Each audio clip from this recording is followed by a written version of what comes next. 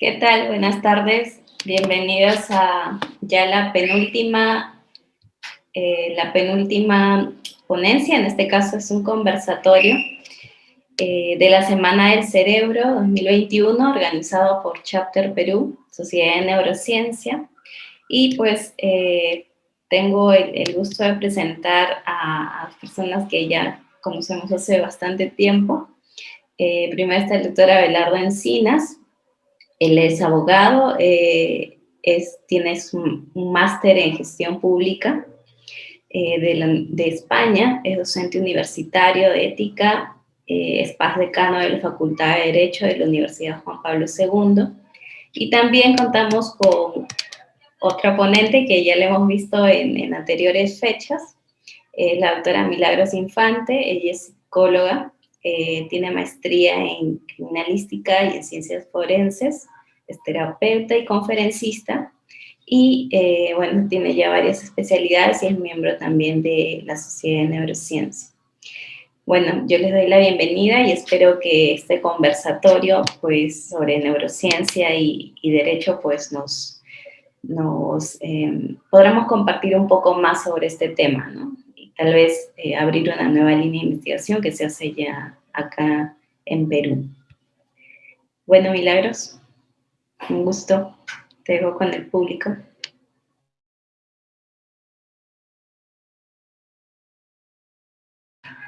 Tu audio, Milagros.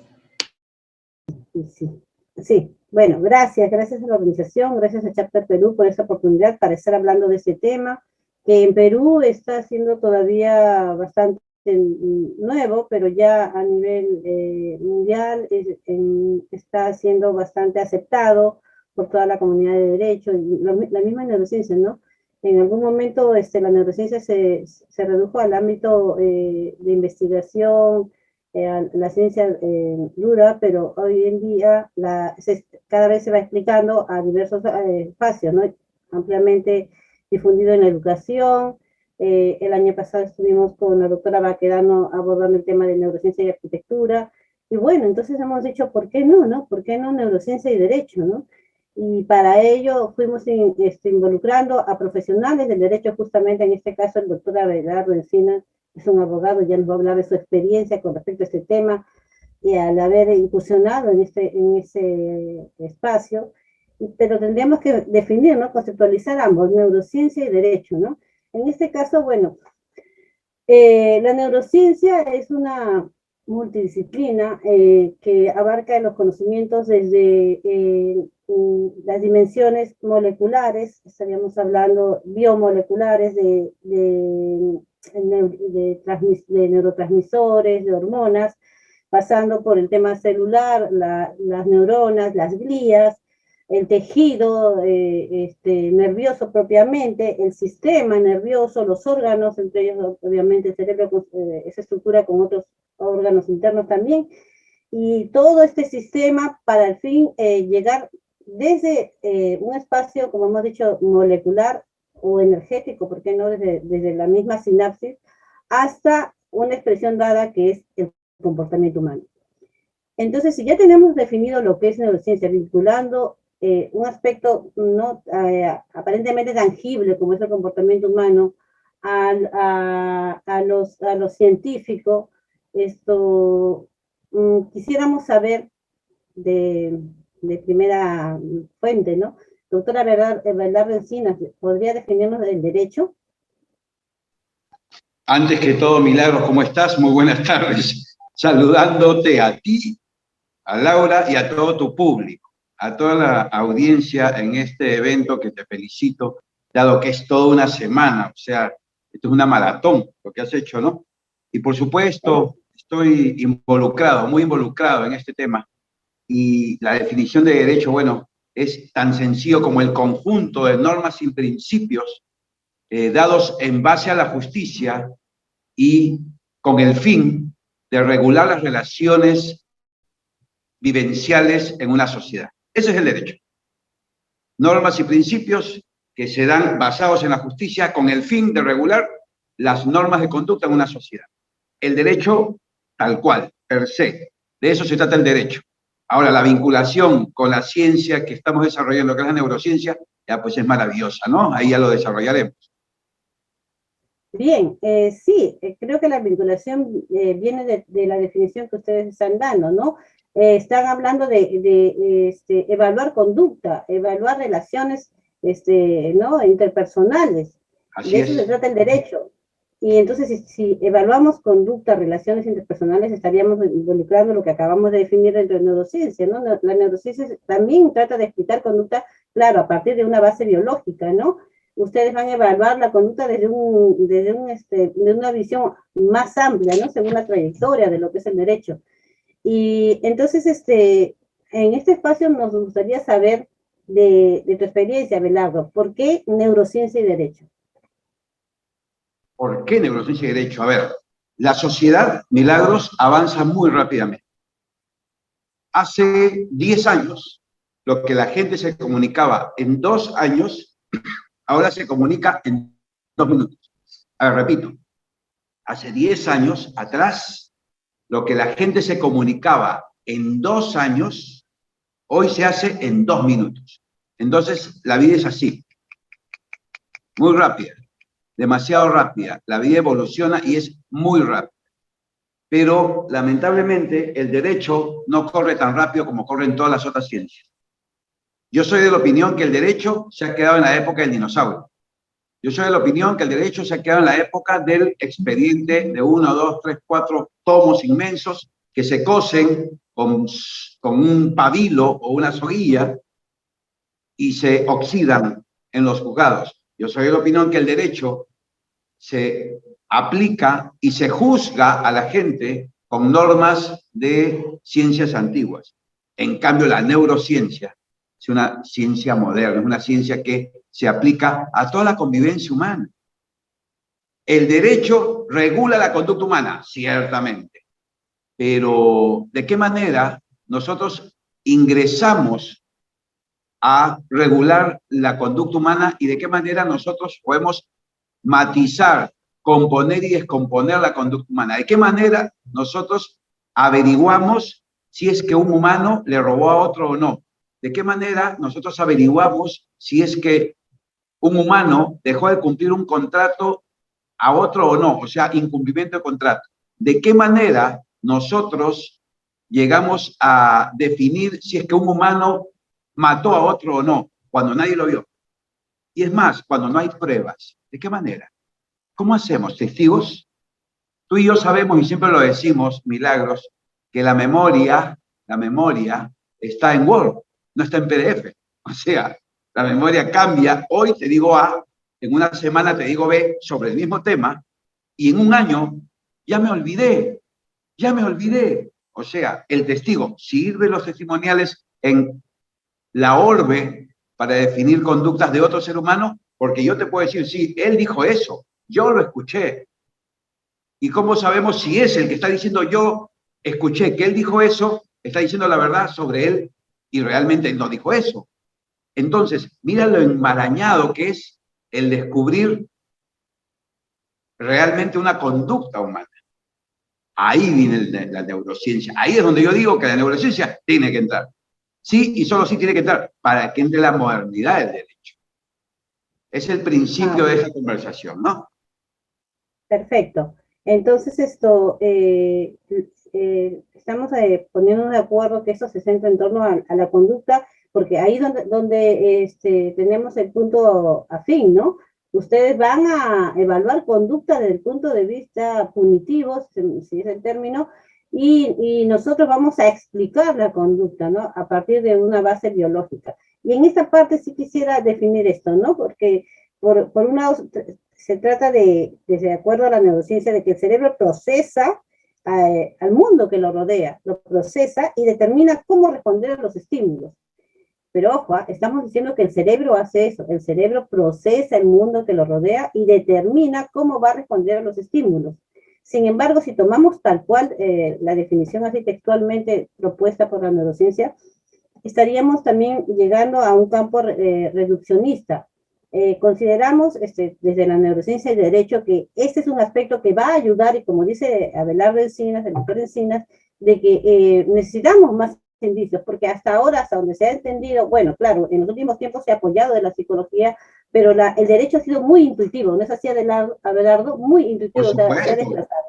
Por supuesto, Milagros, ha sido solamente de, a ver, sí, un profesional psicólogo o un profesional psiquiátrico, pero cuidado, pues, sí, no podemos estar netamente al determinismo, o sea, no, esa teoría tenemos que hacer una simbiosis entre aquella teoría y la teoría que nosotros queremos aplicar, que no todo es orgánico, pero acuérdate, por favor, y voy a recordar, voy a traer a la memoria de todos el famoso caso del psicoanalista, extraordinario psicoanalista de este país, Perú, Sigfredo Luza.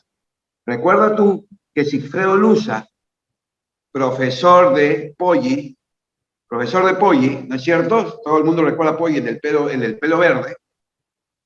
¿Recuerda tú que él, como gran maestro y conocedor de su cerebro, de una manera más que la palma de su mano, conocía Sigfredo Luza su cerebro?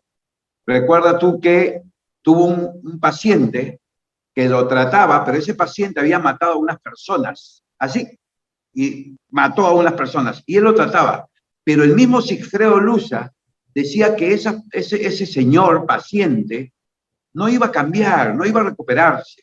Entonces, ¿qué hizo? Le dijo, pon de boca abajo, le amarró los brazos hacia atrás, le puso la correa en el cuello y lo ahorcó. El otro no pudo defenderse, obviamente, y lo mató. Pero Sigfredo Luza no fue a un penal, fue a un psiquiátrico. ¿Por qué?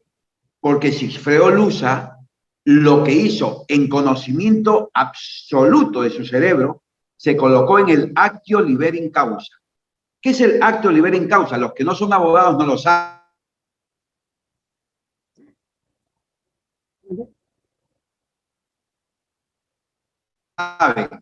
pero ahora lo van a saber. El actio liberi causa, o sea, con intención, o culposamente, o sea, por negligencia, un estado de inimputabilidad para cometer un delito. El actio liberi causa es colocarse dolosa o culposamente en un estado de inimputabilidad para cometer un delito. Este señor, lo magistral que era manejando su cerebro, que se colocó en ese acto, se colocó en ese interregno. ¿Me explico? Y ahí cometió el delito. Y cuando lo investigaron, resultó que eso había pasado, por lo tanto no pudieron condenarlo, porque en ese momento estaba Orate. Entonces no se puede confiar así de que los psicólogos o psiquiatras digan, a ver, ¿qué pasó con este señor? No. ¿Qué proponemos nosotros? Que el derecho entre a la neurociencia y la neurociencia entre al derecho. Obviamente con un eslabón de enlace. ¿Cuál sería ese eslabón de enlace? La ética. La ética. A ver, Milagros. Si un individuo roba, pero nadie vio que robó, y le preguntan, ¿usted robó? No robé. ¿Cómo? ¿Pero usted ha robado? No, señor, yo no he robado. La máquina del detector de mentiras sirve para algo, no sirve para nada, lo sabemos. Entonces, ¿dónde tendría que ir ese señor para demostrar si es que está mintiendo o no? A la máquina de neurociencia, a la resonancia magnética, y mirar el cerebro por partes, y ver la iluminación del cerebro, la oxigenación del cerebro. Estás mintiendo. Obviamente no va a decirse, la máquina no va a decir si robó y a quién robó, pero sí, si en ese momento está mintiendo totalmente. O sea, eso es lo que tendríamos que hacer. Y no solamente para alguien que robó o mató, sino para alguien que incumple contratos. El que incumple contrato va a decir, no, yo sí lo he cumplido, o previamente que cumple el contrato, pasar por la máquina y saber si es que es un incumplidor de contratos. Y no solamente para las personas que actúan así, sino para los magistrados. ¿Qué pasa si yo, a alguien que sabemos que quiere ser magistrado, qué pasa si es que lo ingresamos antes de ser juez o fiscal, lo ingresamos a la máquina de neurociencia y determinamos que es un pedófilo, es un racista, es un mitómano, es un misógino? ¿Qué pasaría? No puede ser juez, pues. Entonces, mira esa conexión que puede tener, esa ayuda maravillosa que puede tener el derecho a través de la neurociencia. ¿Me explico? ¿Me estás copiando, Milagros? Claro. Claro, la propuesta en sí todavía es futurista, hay mucho que avanzar porque tendríamos que hablar lo que tenemos en el momento como este polígrafo, eso lo hablaremos en un momento. Sin embargo, si estás haciendo una propuesta futurista que ya lo están viendo en otros países, ¿no? De que sí se va a recurrir a elementos de la ciencia para poder avalar o negar determinados actos como lo que estás firmando, ¿no? Eh, Vamos a ver algunos aspectos en los que podría por ahora incluirse a la neurociencia. Algunos dicen todavía futuro, pero ya está la neurociencia andando en los campos de derecho en el Perú. ¿Cómo así? Por ejemplo, se ha propuesto la castración química, ¿no? Y la castración química es un trabajo neurocientífico, ¿no? Porque se está proponiendo una invasión de sustancias bioquímicas, hormonas, neurotransmisores, con el fin de inhibir una determinada función sexual.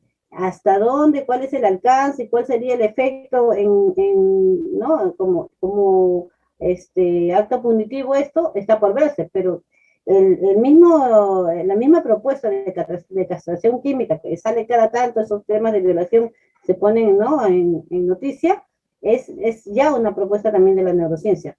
Lo que habría que evaluar es exactamente si es efectivo esto, ¿no? Otro tema sí. Obviamente, porque tú ¿con qué violas? ¿Con qué viola el violador? ¿Con el cerebro o con otra cosa? ¿Con qué viola? Porque la castración química ciertamente viene también este tema de discusión. ¿Se viola con los órganos genitales? ¿O puedes violar hasta con un lapicero? ¿O puedes violar hasta con la mano? ¿O puedes violar? Creo que el cerebro es el que maneja ahí todo eso, ¿o me equivoco? Claro, está bien, pero sería una inhibición solamente una función biológica y allí estaría, por eso decimos, ¿no? Por ahora lo vamos a tocar el tema de manera muy somera, pero ahí está para el debate, exactamente si es que realmente funcionaría la propuesta de castración química. Lo otro también es el tema del polígrafo, ¿no? ¿Qué nos dice del polígrafo, Abelardo?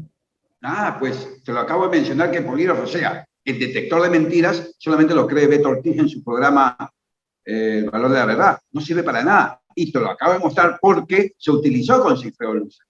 Y Sigfredo Luza sí había matado, Sigfredo Luza sí se había colocado en el acto de libera causa, Sigfredo Luza lo hizo dolosamente, se colocó en ese estadio y la libró, porque el polígrafo no pudo determinar que estaba mintiendo. Es por ello que insisto que el polígrafo, llamado detector de mentiras, y cualquier otro bicho que te pongan acá que va a determinar, en todo caso, sí, que te lo pongan acá, ahí sí va a determinar. Que te metan la máquina de resonancia magnética. Milagros, yo puedo hacer una comparación zoológica humana. Por favor, hablando de derecho y de neurociencia. Ustedes conocen cuál es el pulpo del Pacífico? El animal, el pulpo del Pacífico, Milagros, ¿has escuchado hablar de él? No, cuéntanos. Muy bien, el pulpo del Pacífico es un pulpo maravilloso, inmenso, que vive muy al fondo de las aguas del mar, pero cuando el pulpo del Pacífico hembra está preñada, se mete a una caverna, espera días y todo el tiempo necesario y bota los huevos. Esos huevos de pulpito, esos huevos son un manjar para cualquier animal marino. Cualquiera se los come, cualquiera, chiquititos, grandes. Así como las hormigas agarran un pedazo de miga y las hormigas 500 hormigas se llevan un pedazo de miga, o viene un perro y se come un pedazo de miga, igualito es estos huevitos que son un manjar. Pero ¿qué hace la mamá pulpo? Se coloca con ese cuerpo inmenso que tiene, se coloca en la puerta del cráter y no permite que nadie ingrese hasta que los huevillos salen pulpitos. Lindo, pero la mamá se muere. La mamá se muere de inanición. No come, no hace nada. Se muere. ¿Cómo se llamaría eso en el derecho? O el derecho de familia. Abnegación maternal, ¿cómo se llamaría? A ver, igual te lo mencionaba la vez pasada, los leones. Los leones vienen y atacan a una liebre o una gacela. Uno le agarra la pata, el otro le agarra el hocico, el otro le agarra la cabeza, el otro le agarra la cola y lo destrozan. ¿Cómo se llama eso? ¿Organización criminal? ¿Cómo se podría llamar? ¿Ah? ¿O asociación ilícita para delinquir? Mira, ¿tú sabes lo que es el cuclillo? El cuclillo, ¿saben ustedes lo que es, señores? El cuclillo es ese pajarito que hace cucú, cucú, ese es el cuclillo. El que está en el reloj, ese es el cuclillo. Pero es un animal siniestro. Ustedes dirán, ¿pero por qué siniestro? El cuclillo, cuando está empreñada la cuclilla chiquitita, o sea, tiene el no nato chiquitito dentro de su cuerpo, la mamá cuclillo comienza a volar y comienza a buscar un nido que se parezca a su propia identidad. Y encuentra y se para en un árbol esperando a que ese nido donde está la mamá verdadera salga a buscar alimento. Cuando sale a buscar alimento, viene este animalito cuclillo, se coloca, bota uno de los huevos, lo espectora, y se queda ahí, y sale el huevo. Y se va. Nunca más esa mamá cuclillo regresa a ver a su pajarito. No, siniestro, se va. Pero el niñito cuclillo, el chiquitito, el imberbe, tiene una facilidad adicional, que nace antes que los otros huevos. Nace y cuando nace empuja los otros huevos y se queda solo en el nido. Y viene esta mamá y ya ve a su supuesto hijito y dice, mi madre, ya nació mi hijito. Y se queda ahí y lo protege, le da de comer y todo. ¿Cómo se llama eso? Usurpación de identidad, ¿cómo se llamaría? Eso es en el reino animal. Ya el premio Nobel, recuerdo no mucho el año, pero que ya lo descubrió, ¿qué cosa es? Solamente es instinto animal, solamente es instinto animal. Ya, ahora pasamos al ser humano. ¿Qué pasa con ese individuo, por ejemplo, que en Estados Unidos, en New Jersey, mató a 48 mujeres? 48 mujeres. Un hombre de 1,58 m, caucásico, ya un señor de unos 68, 70 años, un individuo de 68, 70 años, y ya era en la última etapa de su juzgamiento, y trajeron a todas las personas que querían decir algo antes de condenarlo o no. 48 mujeres. Entra a la sala de audiencias esposado por atrás y esposado de pies, va al frente del jurado, y el jurado le dice a las personas que están ahí, muy bien, usted va a hablar. Y una señora le dice, yo quiero hablar. Oye, mírame, le dice, tú que has matado a esa mujer, era una más de 48, pero era mi mamá, desgraciado, maldito, ¿qué tal? Y el tipo, impertérrito, no se movía ni pestañaba, miraba así. Otra mujer, has matado a mi hija, y yo eso, Dios no te va a perdonar y el diablo te va a condenar y vas a estar viviendo con el diablo y tal. Una serie de insultos y el tipo impertérrito, ni pestañaba. Hasta que vino un hombre grande, barbado, canoso, y le dijo, quiero que me mires, por favor. Y el tipo no lo miró, por supuesto. Y el hombre grande le dice, si tú me miras, vas a ver la condición humana frente a frente. ¿Ves el individuo? Volteó y lo miró. Lo miraba así. Y ese señor le dice, mira, tú hiciste que yo pierda la fe en algo que más quería. Tú hiciste que cambiara mi fe en el gran Dios. Pero ¿sabes qué?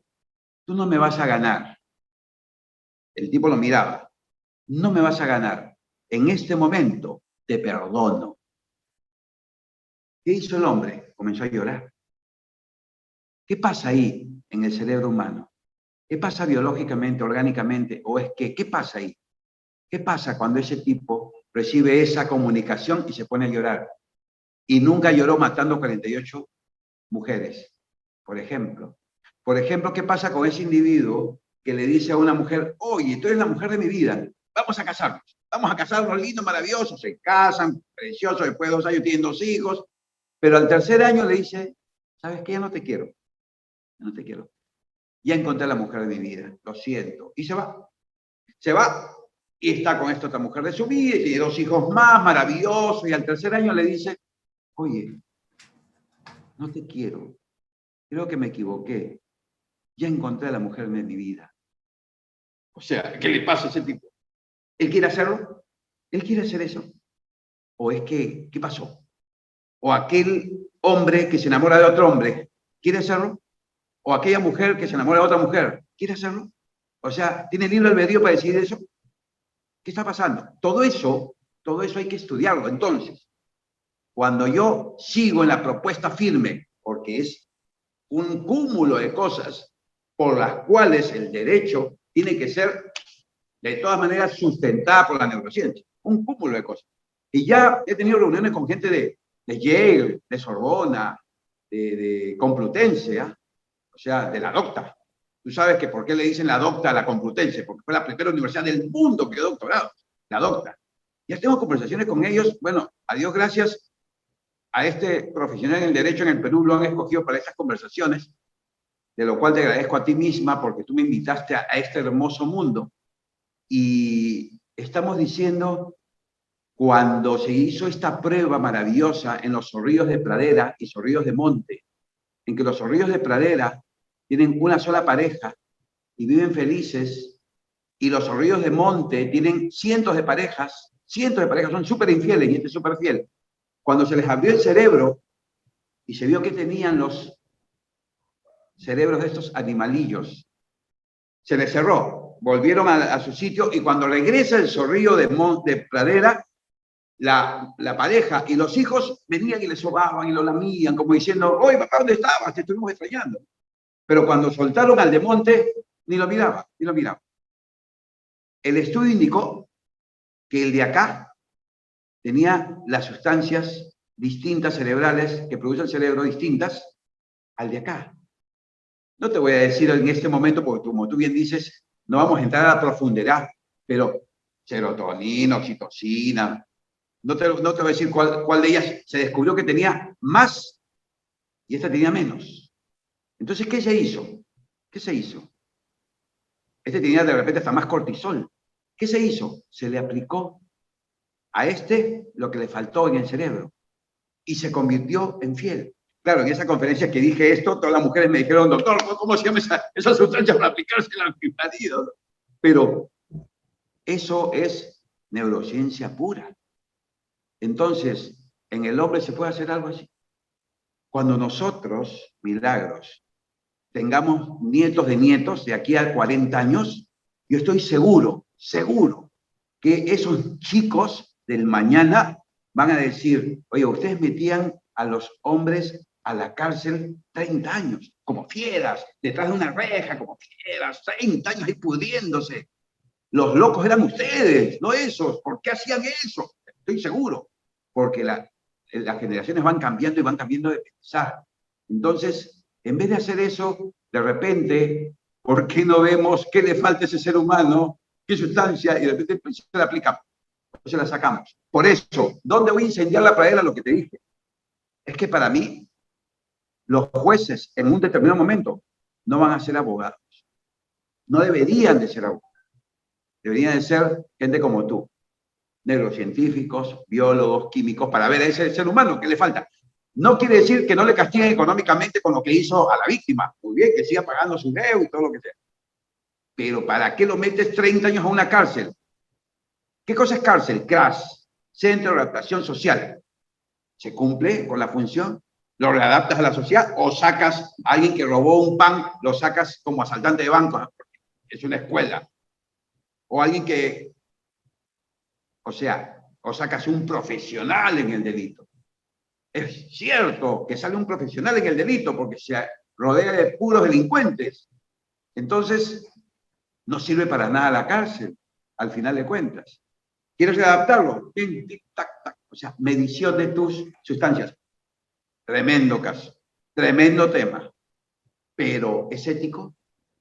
Si tú cuando estás manejando ebrio y atropellas a alguien, aún ahí te tienen que pedir permiso para sacarte la sangre, porque es tu intimidad, es tu órgano sanguíneo.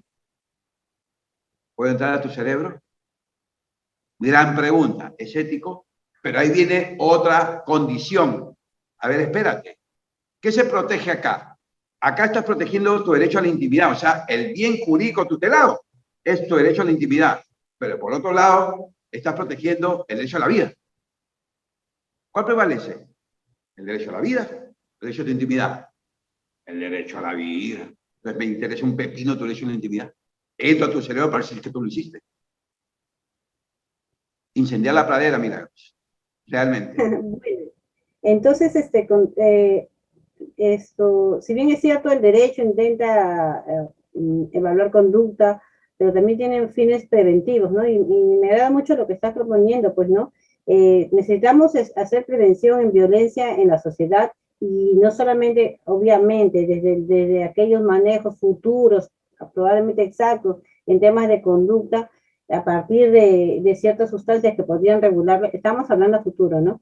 Pero en presente ya se sabe por neurociencia exactamente cuál es el daño a nivel cerebral, a nivel de la corteza cerebral, en el área frontal, en el área donde se debe establecer un filtro para la conducta. Cuando un niño, un adolescente no vive en situaciones favorables, vive en un entorno de violencia, esta área no madura, por lo cual hay evidencia biológica de que este futuro ciudadano va a tener menos recursos cognitivos para enfrentar a la sociedad de manera adecuada, por lo cual la propuesta que estás diciendo, no solamente desde el uso de sustancias, de máquinas, sino desde ya se sabe efectivamente que hay un correlato entre violencia y estructuras cerebrales.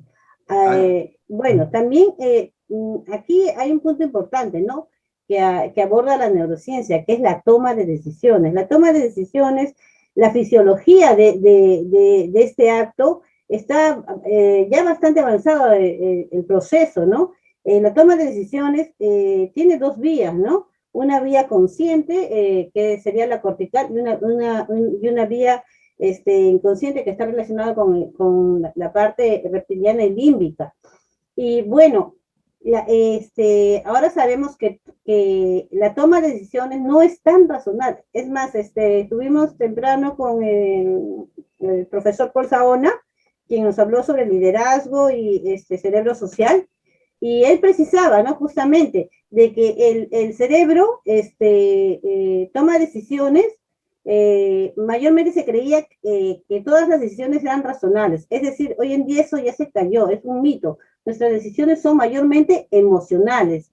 Sin embargo, se apela a ese razonamiento, a esa aparentemente toma absoluta de conciencia, cuando un magistrado va a determinar ¿no? en un juicio el destino de una persona, ¿no? Entonces, realmente se tendría que estudiar o esa persona entender cómo es exactamente la toma de conciencia y cuánto estarían influyendo factores previos al evento. Por ejemplo, se ha propuesto que la toma de conciencia de determinado, en el caso de los magistrados, va a variar si es en la mañana, o es al mediodía, o es bajo unas presiones personales. Por más que diga que está trabajando de manera razonable, no existe comportamiento razonable así por cierto. Por supuesto, puede ser que ese día peleó con su mujer, puede ser que ese día su hijo tuvo un accidente, puede ser que ese día le robaron el auto y está totalmente histérico y así resolvió. O sea, definitivamente estamos de acuerdo. Por eso es que voy más allá aún. No solamente por ese tema exactamente, sino tomo la decisión de enamorarme de ese hombre o tomo la decisión de enamorarme de esa mujer siendo mujer. Eso es netamente ¿qué? O sea, nada es netamente, ¿no es cierto? Sino va de acá y va de allá. Yo no decido hacer eso. Ese individuo que mató a 48 mujeres decidió hacerlo. Libre albedrío, quiso hacerlo. Es complicado, pues. Ahora, yo no me iría mucho, Milagros, tampoco a decir que es un tema de futuro. Recuerda que hoy, actualmente en el presente, en Google, en la empresa Google, se ha logrado que un grupo de marines, un grupo de marines, en un lapso de 3 semanas, americanos obviamente, de 3 semanas, hablen diferentes idiomas como los nativos. O sea, uno habla español como nativo, el otro habla alemán como nativo y el otro habla chino como nativo. en 3 semanas. ¿Cómo se ha logrado eso? Trabajando el cerebro, con esas máquinas. Claro, le cuesta, cada tratamiento cuesta $4 millones, ¿ah? Pero se logra, se logra. O sea, se pueden hacer esas cosas. Recuerda también, Milagros, por favor, que ya hay aditamentos en que yo me pongo el aditamento en la cabeza, agarro mi computadora y te mando a ti lo que estoy pensando y tú sabes lo que estoy pensando, la idea fuerza lo que estoy pensando. Y está totalmente ya demostrado. Totalmente demostrado hoy, no es futuro.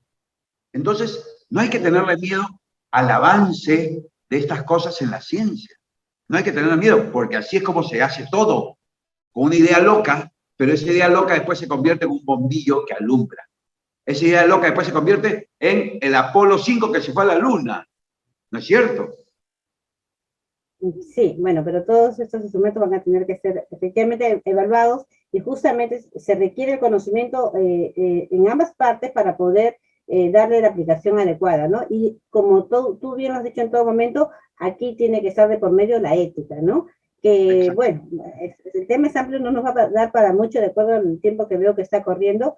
Sin embargo, también quería reforzar el tema de memoria, ya conocer exactamente, si bien es cierto, se desarrolló mucha teoría de memoria a través de la psicología, hoy en día tenemos evidencia fisiológica de cómo funciona la memoria, que no existe una memoria, son varios tipos de memoria, y además la memoria es susceptible de modificarse. Claro, la comparación tú lo has puesto, ¿no? Que cada vez que evocamos algo, siempre le vamos a agregar o le vamos a imprimir un poco del momento, ¿no?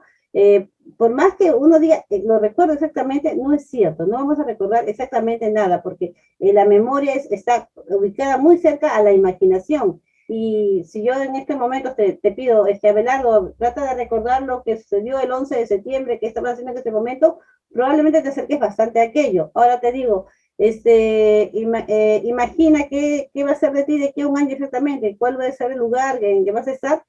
Las mismas áreas muy cercanas que están siendo usadas por el cerebro para evocar, como para imaginar, son casi las mismas, y esto provoca una modificación constante de nuestros recuerdos. Entonces, si hablamos de toma de decisiones en el campo de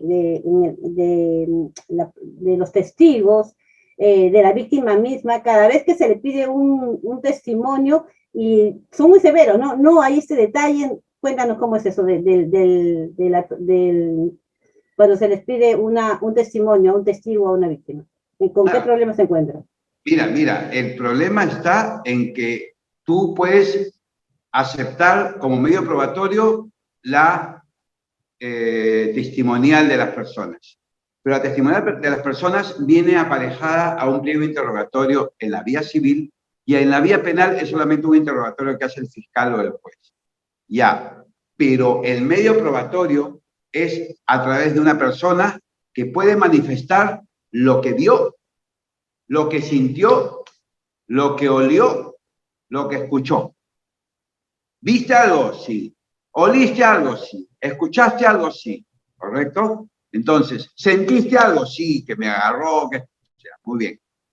Pero esas manifestaciones dadas hoy, la fecha de hoy, 20 de marzo, Día de la Felicidad, hoy a nivel universal, hoy yo te doy esa manifestación, pero si mañana quiero dar nuevamente otra manifestación de lo mismo, como por ejemplo esta conversación, no la voy a hacer igual, a pesar que son los mismos conocimientos, a pesar que son los mismos conceptos, pero no lo voy a hacer igual. Hoy día te puedo dar otro ítem, y mañana otro ítem, entre un mes me olvidé de todo lo que te dije hoy. Igual pasa con las testimoniales. Entonces, en los países subdesarrollados, estas testimoniales no solamente son tan endebles por cuestión memoria, sino además se vuelven más endebles por cuestión corrupción. O sea, viene el tema de la neurociencia, el derecho y ética corrupción. Porque, ¿qué pasa si yo compro a testigo? Compro a testigo. Y digo, di que sí viste que lo mató. Corrupción total, pero va a decir si lo mató. Entonces, entran muchas cosas. ¿Cómo solucionamos eso? Neurociencia. Claro. Neurociencia. O sea, hasta ese testigo va a tener que pasar por la máquina a ver si es que mintió o no mintió, si es que está mintiendo o no está mintiendo. Por la iluminación, por la oxigenación, por el movimiento del cerebro. Bien, así Va también para adelante, Milagros, definitivamente. Claro que sí, es bien amplio el tema. Como hemos visto de inicio, que tenemos un punto en común ambos, neurociencia y derecho tienen el punto en común, la conducta, el comportamiento y las relaciones, ¿no? Justamente hay un área de la neurociencia que se llama, evalúa las relaciones sociales a través de justamente la neurociencia social, porque la propuesta, o lo que es evidente hoy en día, es que nuestro cerebro es totalmente social. Nuestro cerebro no sobrevive sin el cerebro del otro. Desde que nacemos dependemos del cuidado de otros cerebros, ¿no? Estoy siendo muy específica porque es justamente el tema. Obviamente, por ahí surgirá lo humano, todo lo que quiera, pero nuestro tema es hoy cerebro. Y sí, en función a la crianza, al impacto de este individuo que va a ir recibiendo del entorno, el ambioma, las personas que lo rodean, va a surgir un ser humano, ¿no? Y obviamente también tiene su propio temperamento, hay un aporte de sí mismo, no más la genética que arrastra.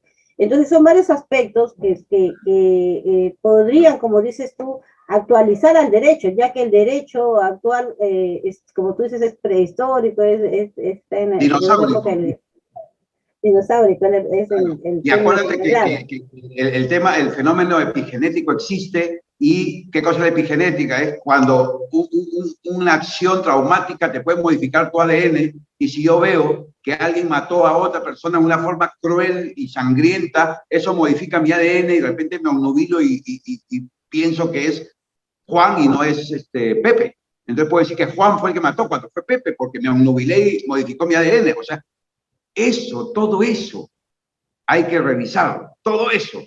Pero estamos hablando, pues te lo dije en un principio, incendiamos la pradera, porque esto, claro, ya tenemos oposición, pero tenemos una fila tremenda de seguidores, que totalmente de acuerdo.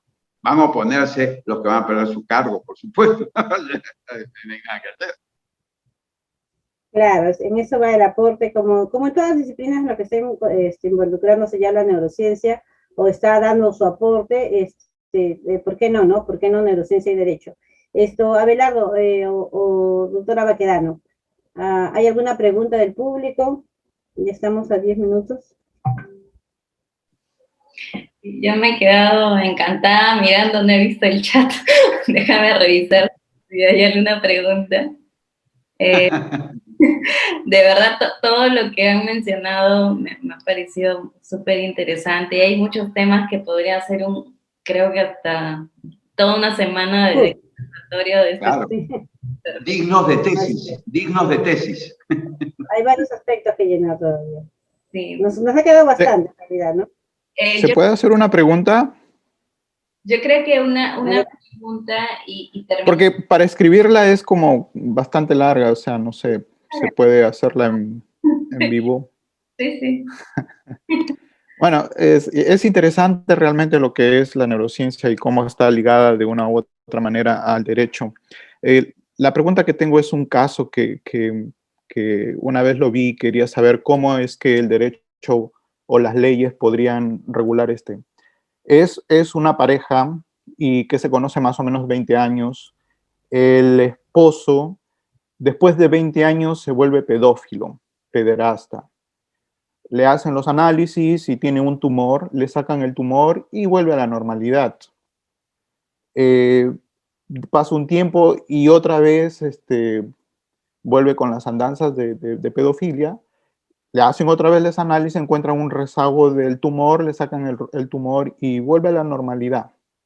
Y se acabó su síntoma de atracción hacia los infantes. ¿Cómo tú crees que el derecho podría juzgar a esa persona? Qué buen caso, qué buena pregunta. Obviamente el tumor era en el cerebro. Sí, en el cerebro. O sea, nosotros sabemos, el comportamiento se regula biológicamente y tiene un efecto también del medio ambiente, pero en este caso es biológico más. Por supuesto. Entonces, lo que hablábamos con la doctora Milagros Infante, no toda decisión es por libre albedrío. no toda decisión es No. porque, oye, yo quiero hacerlo. Porque recordemos que el delito, ¿qué es el delito? Es la acción típicamente jurídica y culpable, antijurídica y culpable. La acción típica, antijurídica y culpable. Ese es el delito. Típica porque está tipificado, la pedofilia está tipificada. Antijurídica, claro que es antijurídica. Pero culpable, dolosa, ¿será? ¿Será en el caso?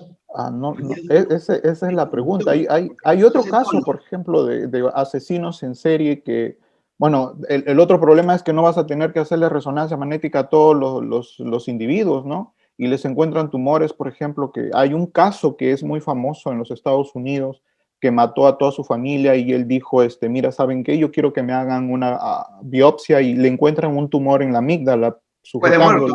Después de muerto. Después de muerto. Y en el caso, y un tumor en la amígdala, obviamente que es la barrera de la buena o mala decisión. Exacto, pero en estos casos son básicamente biológicos. Ya lo habían matado. Claro, bueno, en el caso del asesino ya él había matado a un montón de gente, a su familia, se había matado él mismo, pero en el otro caso... Recuerda también el caso del monstruo Armendáriz. El monstruo acá en Perú, no en Estados Unidos, el monstruo Armendáriz. Recuerda el caso de ese señor de raza negra que lo sancionan y lo matan. Pero dicen que al final no fue verdad, ¿no? Y no era verdad, no era él. No fue. Entonces, ¿qué pasaba? ¿Por qué no podía? Lo que pasa es que estamos en un país como Perú, pero en países como Suiza, Suecia, los Países Bajos, Noruega, fácilmente se puede hacer eso. Vayamos a empezar acá cómo hacerlo. Pero ¿por qué no se puede pasar por resonancia magnética? Y sí se puede pasar por un proceso judicial de 10 años que nosotros lo pagamos. ¿Por qué? Si nosotros pagamos el juicio, eso es lo que no sé, o sea, cómo los avances del derecho están, ¿no? O sea, porque finalmente es una regla que se tiene que poner y, bueno, son los abogados los que ponen las reglas, ¿no? Exactamente, y aplicarla, ¿no? Porque si vamos a estar timoratos, no, pero eso no se debe hacer, no se puede hacer. ¿Por qué? ¿Y por qué sí se puede hacer? Dejar, como bien dijo Milagros al principio, al criterio judicial, a ver si es que eso no es esa persona culpable o no culpable, solamente por la intuición, por ver y mirar cómo es la cosa, decir que engranan las pruebas.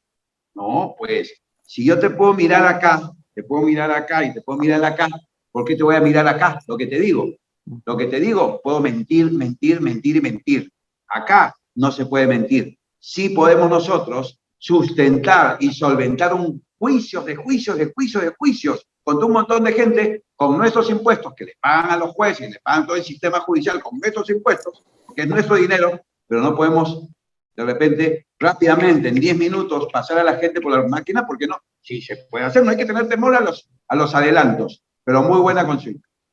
Bueno, si me permiten, Abelardo, sí es cierto, por eso ese acercamiento de la neurociencia, como en algún momento se acercó la psicología, la forense también, a auxiliar.